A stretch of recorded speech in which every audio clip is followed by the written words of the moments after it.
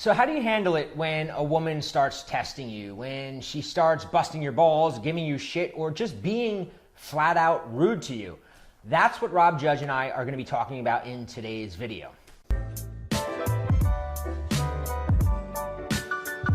Hey, I'm Bobby Rio, and I'm here with Rob Judge. What's up, guys?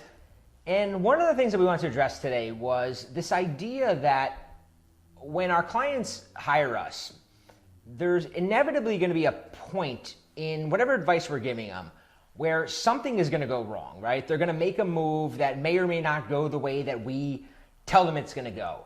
And maybe the girl is going to, in turn, kind of give them a little bit of blowback, right? They're going to go, I had a client the other day, I was telling Rob this story earlier, where he's kind of playing the game a little bit, pulling back a little bit.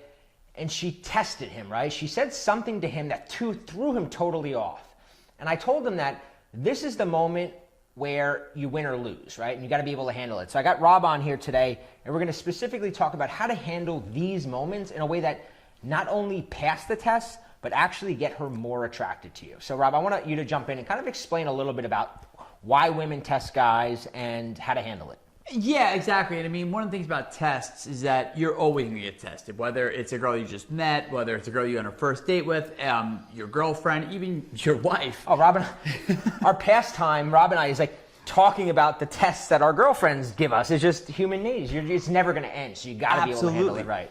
And and a lot of guys interpret tests as being negative, but I always interpret it as a positive. Like a girl's only testing a guy who she's attracted to. So that's the first thing, is to reorient your mindset, because a lot of guys, they get tested, a girl says something negative, a girl, calls them out a little bit, teases them, ignites that healthy banter, and they interpret it as, oh my God, she doesn't like me, I did something wrong, I fucked up, and it's not like that. So, that's like step zero in passing a girl's test. Let me jump in and give them a couple examples for guys not familiar with what a test is, right? So a test could be anything from her going, let's say you're talking to a new girl at a party or a bar. She might go, I'm not going to hook up with you tonight, or I'm not going to sleep with you, right? That could be a test. Maybe a girl goes like, you're a player. She calls you a player. You're one of those assholes. Like, calls you some sort of name, right? Or maybe I always use this example. Rob and I was actually out one time in New York, and I was talking to some girl, and I was at a bar wearing gym sneakers. And she goes, why are you wearing gym sneakers in a bar? And I totally failed the test, right? I started explaining, I was out for a run earlier. And that's exactly what you don't want to do, right? You don't want to fail. So that's what I use tests. Anytime they sort of test you, right? They say something to see if you're for real, to see if you have confidence, to see if they can throw you off your game. So I just wanted to jump in for guys that might not be familiar with this idea of tests. So go ahead. And that's a great point, is that you're looking for a chink in your armor, right? But like I said, like a lot of guys interpret that as, oh, maybe she doesn't like me. Oh, why is she doing this? She's so mean. All girls are bitches. And no, not at all. It's just human nature. Look, in a way, it's almost like an evolutionary psychology thing where she's looking, okay, this guy is cool. I'm starting to like this guy. Let me see if this guy's the real deal, or if this guy's just a poser. This guy's just pretending to be as confident as he is. Let me see if I can find a chink in his armor. So that's step zero, is you have to like orient your mindset. When I see a test, I actually get excited. I'm like, oh wow. Maybe from an outsider's perspective, oh, it's negative. Oh, oh man, this guy's about to just lose it or get rejected by this girl. But in my mind, I'm like, the game has just begun. Like she's attracted. So that's step zero, is looking at a test as being a positive thing, as being a benefit. It's a positive not only because it shows that she has some interest, but it also gives you, Rob and I have talked about it in the past, it's almost like you're getting a softball pitch, because it's an opportunity, if you handle it right, actually increases the attraction. But on the flip side, if you handle it wrong, the thermostat goes, it just drops. And so often when we deal with clients, and when we try to pinpoint what goes wrong, when it went wrong, when things start going south, a lot of times it's a specific test that they failed, and then it's just like this self-perpetuating sort of thing where everything else from there goes south as well. But assuming that now you're watching this video and you're oriented to, you're sort of hip to the game, and you understand, okay, like she's saying something, she's challenging me, she's maybe even saying something negative, but you interpret it as, oh, ha ha ha, she's just testing me, this is cute. So that's number one. It's like not, because your knee-jerk response is to come back with something logical, something argumentative, like, be combative. But no, like pull yourself back, take a deep breath. Like I said, think of me and Bobby right now, which is weird, but when you're attacking with a girl. But regardless, you pull yourself out of the moment, just take a deep breath, take a moment, pause, and orient yourself. And okay, this is a test. How do I pass it? And now, easier said than done, right? Because I've been there, right? You feel the sinking ice feeling in your chest. This girl you really like is throwing you some negativity, saying something, that is not seemingly moving the interaction forward. And to come up with something, a lot of times when I give examples to clients, they're like, oh, Rob, you're so witty. That's so funny. That's a great response. I could never think of that in the moment. Well, it's easy to be Monday morning quarterback, but the thing is that like, I've been doing this long enough where I just like developed like certain templates, certain things, because I know I'm not going to be the funniest guy when I'm getting tested, because it is sort of a little bit of a heart-wrenching experience. So I've come up with these templates, and I'm going to tell you what those templates are in a second, but first, I have to introduce it with a story from my own personal life. Go for it. So it was this moment where I was not on good terms with my my girlfriend now, but at the time she was not my girlfriend and she was not very happy with me. And going against my own advice, I thought it'd be a great idea to drive to her apartment and show up uninvited. And not something that I would advise. Yeah, no, I wouldn't advise. If I was advising a client, I would already be like, dude, you got 1 foot in the grave here. But anyway, so I show up to her place uninvited. Ring the doorbell. She shows up and she's clearly not happy to see me. First, it's like a look of surprise, which turned into disgust, which then turned into anger. Like, see this, progression. It was pretty horrifying on my end. And, and initially we started arguing. She said, what are you doing here? And I was like, well, I came here, blah, blah, blah. And we started going back and forth, the conversational ping pong. She said something. I tried to rebut it with logic. And I realized I was just digging myself deeper into the grave. And then at some point, she was hitting a boiling point. She was just like, you know what?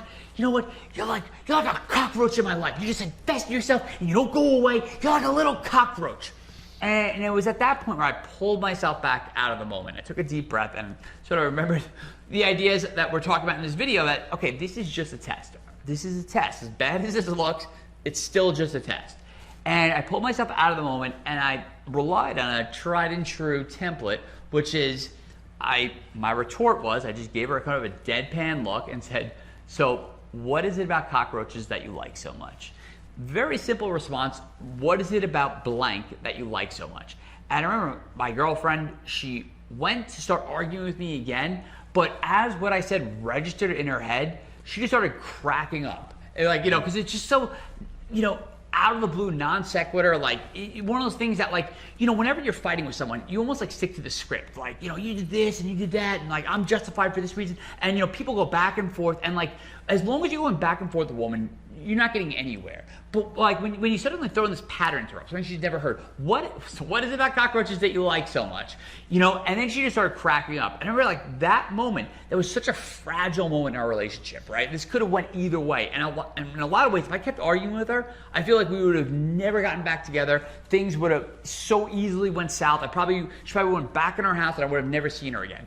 But the fact was that like I was able to pull myself out of that moment. Remember that template? Like, what is it about blank that you like so much? Because believe me, my like hilarious, witty brain was definitely not working at that moment. I was like, I was in that fight or flight moment, the fight or flight state where you're like, holy shit, this woman that I'm in love with is like, obviously, very not happy with me right now. I'm on such thin ice. But when you're able to pull yourself out of that moment and just remember, like, just something as simple as what is it about blank that you like so much? And that was all it took to, once she started laughing, she started loosening up, we started talking, we ended up going out that day, having, actually a really good day together. And, and then that obviously snowballed into us getting back together. So, yeah, there's a lot of places that this comes into contact, right? It could be when she's saying something insulting, like in Rob's case, where you're getting in an argument, or it could be something condescending, right? Like I've had a client the other day who's going through sort of a pullback with a girl he's dating, and he told her like, hey, let's take some space, and she made like a comment like, are you going to be okay with this, right? Like, this is like kind of a condescending thing, like, because she knew she had all the power, and she knew she liked him more than he liked her. She goes, are you going to be okay with this? And it's like, your natural reaction in that is to stay logical, but sticking to sort of what Rob said, right, is like, agree and amplify. Don't fight it, because the minute you go, of course I'm going to be okay. I'm going to go, I got plenty of girls that I can, like, you do that, you're explaining yourself, you're justifying, and you're also losing value and status in that moment. Just agree and amplify. Be like, I hope so. You know, just make a joke. I hope so. I hope I can handle it. You know, I don't know. I'm probably gonna eat a bucket of bonbons, and I might have to call my friend Rob, and we might have to have a pity party together. Like, make a joke of it, right? Always handle it with absurdity, right? The more absurd you are, the better, because you're breaking. A lot of what Rob did in the example is it's a pattern interrupt, right? A pattern is the way they expect you to react, and when you do something different, it gets them out of the mindset they're in, right? So if a woman is saying something to you that is insinuating sort of a patronizing kind of tone, right? You got to break that, and you're not going to do that by arguing with her or justifying or explaining yourself. So agree to absurdify. One of the simple things, this is another one that our mutual friend Chris 60 talks about when he talks about testing. It's like, because Rob said, in the moment, if you don't know what to do, what to say. In the worst case scenario, and you don't know what to say, just give a condescending smirk. Like, just smirk and don't say anything, because you're way better off just going, like, and not saying something than getting caught up in defending yourself, right? Because I gave it an example in the beginning, a simple example of talking to a girl at a bar who was making fun of the sneakers that I was wearing at the bar. And I made a mistake. This was years ago, and I even knew this at the time, and I still got into like, well, those are good sneakers. We were out, we were walking, it's a far walk, it's hot out. And I'm just like I feel my value just plummeting as it's coming out of my mouth. But had I just been like, oh, thanks for the fashion advice, I gotta buy better ones. Like, I just made it like, what do you know, like, it would have been way better, because there's no talking yourself out of like an insult, right? Another time, same thing. I remember being in another bar years ago and talking to a girl who's like, she stopped. She goes, I'm not going to sleep with you. And I was just like so thrown off. And I started going, no, I'm not. No, you just seem like a cool girl. I'm just trying to talk to you. I'm not trying to sleep with you. And like, I could just see like her, like the eyes just. And every guy's been there too. Every guy's been there where they failed the test and they see that attraction just plummeting. And now you realize like that. When you get these opportunities, a girl says something like that, like, I'm not going to sleep with you. If she has the balls to say that, you're on a certain level with her, right? She's not saying it like, it's a test, right? It's not like a total thing. She's not going to say that to some random guy that she's saying it because she senses that there's like something going on here.